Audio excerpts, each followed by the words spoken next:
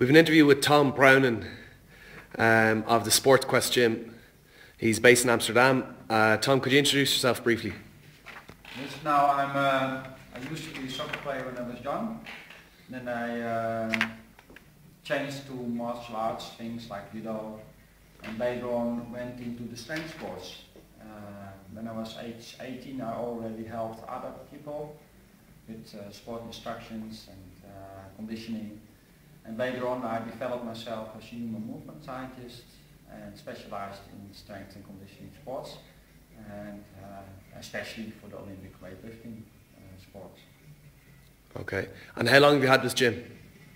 This gym? Yes. Only have 1 year. And Sport Quest is around for 15 years already. Oh, so your company's been running for a lot longer, okay. Yeah. And because at first we trained, and I trained within other sports centers. Okay, I'll just give a quick brief tour of the gym. So there's 5 weightlifting platforms. There's general weightlifting sets. How many illegal sets? Illegal weightlifting? I believe I have 4 man bar, 2 women bars and 2 technical bars around, and 4 complete sets. Okay, great. Could you explain what your general training philosophy is? I think most of the people need to learn to move properly first. And then when there is enough movement space, then probably you can specialize on certain things to make that stronger again. But at first, most of the people I get into do not move properly. So whether it is sprinting, running or lifting, it doesn't matter. Most of the people are restricted in their movements. So first we have to clear this up. We have to make sure that the people can move properly, and then after that I start building up strength and more conditioning. And what general methods would you use to improve their functional movement? So I use a lot of dynamic stuff, dynamic mobility, and if there's a structural problem, I also have to check with the doctors if there's not a problem behind. And you have to realize that not everything that I come to with adults, for instance, can be solved by making the people more mobile and flexible again. Sometimes there is a problem with the back, so this I have to be checked. But even with people that have slight back problems, it can be solved with movement patterns that I educate them. I overemphasize extension patterns because most of the time people get hunchbacked, I call this, and they have weak muscles in the back. And if I use my own method, it's called the weightlifting aerobic circuit method, and I closely supervise small movements that most of the time people think about small movements. They are small, but for me they are big. For instance, back shoulder press. I make certain adjustments in the movements that are mainly focused on the states that the people are in. Okay. So I can just make variations in and build up the strength and mobility most of the time with the resistance that's in their hands or built up. Okay. And so for each client that you have, depending on their strengths and weaknesses, you'd prescribe different treatments? Yes, of course, and most of the clients that are in general groups, then I just rotate certain dynamic mobility things and dynamic warm-up routines. I just rotate them all the time, so every time it's different. Sometimes I work only with general preparation short, 5 to 10 minutes, then we build up a circuit training, only 15 minutes, that's basically focused on making use of balance boards or strength equipment, and I place on all platforms, I place several exercises, and I let the group join me with rethinking about what will be the next round.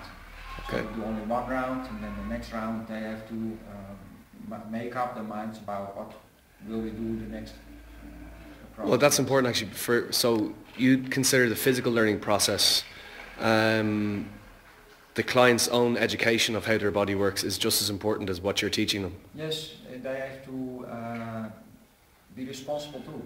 Yeah. For the choices I make, they make them with me.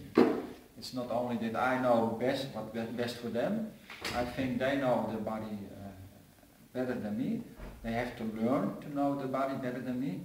They have to learn to listen to the signals the body gives, and they have to learn to find solutions in the problems they face. And that's very important for me, that they have a conscious mind about what the body is capable of.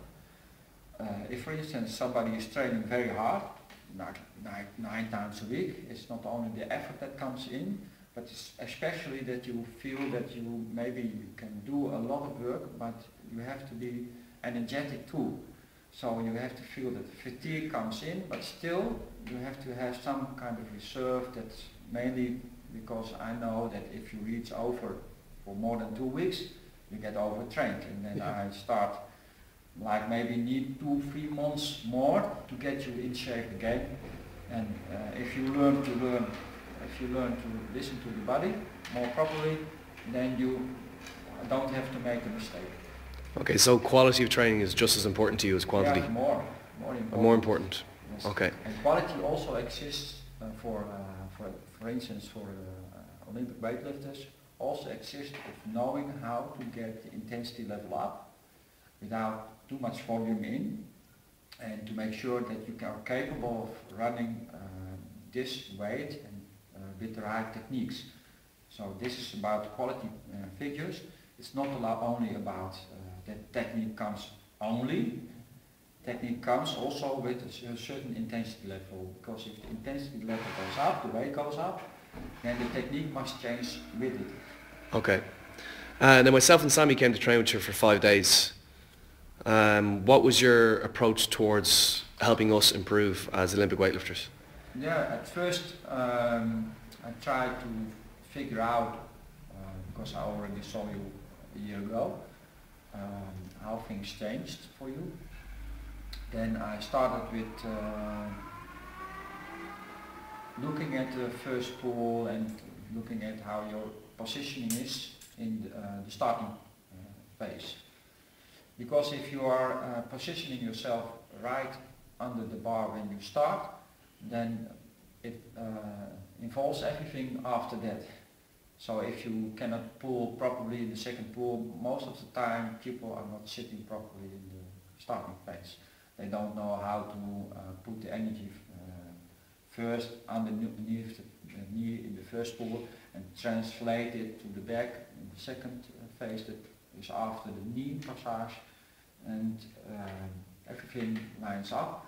So I started with very small fragments of the movements, and then later on went into the total movement. And of course we also wanted to see the differences between working technically. It's a lot of concentration in, it costs a lot of energy because I change the movements.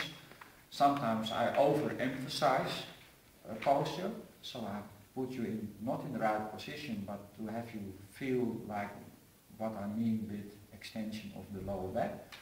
And later on we deferred it more to a normal positioning, but it was still then, it's like overemphasizing and getting it back, but the normal position, for instance, the shoulders or the elbows in more laterally.